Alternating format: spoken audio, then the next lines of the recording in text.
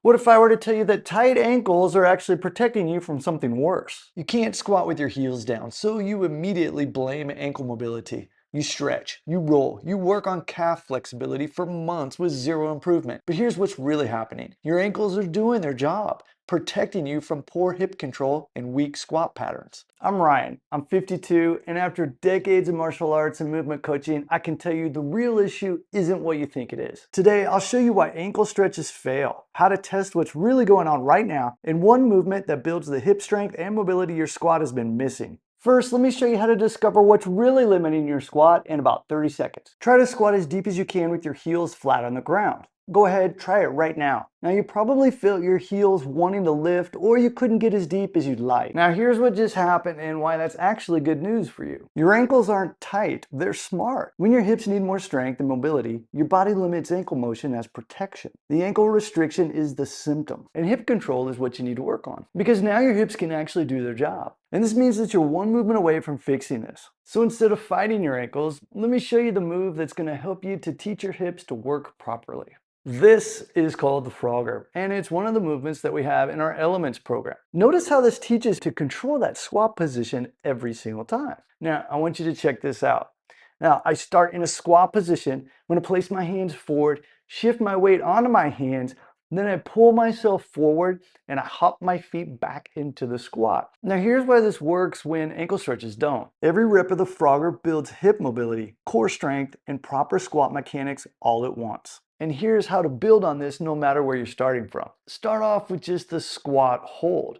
Like your hands out in front for balance, and I want you to get as low as you can and hold for about 10 to 15 seconds. Now, whatever depth that you can reach is perfect for you right now. That's absolutely fine. So when you can hold that position comfortably, then I want you to start to add the hand placement like I'm showing here, and then start that weight shift.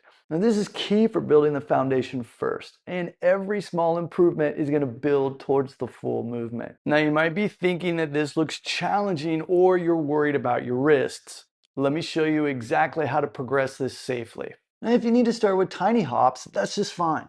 And you can even walk your feet forward if the hop is too much for you. The thing is, focus on what you can do rather than not doing anything at all. And with practice over the course of a few weeks, you're going to see improvement, so stick with it. Now, once you're feeling comfortable, you can start to further load your arms and work on going deeper into your squat. Now, here are 3 things that might slow your progress, but they're easy to avoid. First off is thinking about flexibility when it's really about strength. Your hips are learning to get strong in these positions. Second, jumping ahead to the full movement before you're ready. Starting where you can builds confidence and strength. Finally, the third one is expecting changes in a few days when your hips need about 2 to 3 weeks to adapt. The Frogger teaches your body the squat pattern while building the hip strength you need. Now here's what happens when you work with your body instead of against it. After 2 to 3 weeks of Frogger practice, watch what happens to your squat. The hip mobility is there. The strength pattern is established and those heels stay down naturally. No ankle stretching required, just proper movement patterns and hip strength. And this is exactly why we include the Frogger in our Elements program. It's not just an exercise, it's a movement that builds everything your squat needs. I suggest practicing the Frogger at a level that's good for you about 3 to 4 times a week. Start wherever feels right for you, even if it's just squat holds. Build from there and add the movement when you're ready. Your body will learn the proper squat pattern while getting stronger in the positions that matter. When your hips can control the movement, your ankles naturally follow. You now know why ankle stretches don't work and what actually fixes squat depth. But there's one more movement restriction that might be limiting you even more. So watch this next video where I show you why you can't reach overhead properly.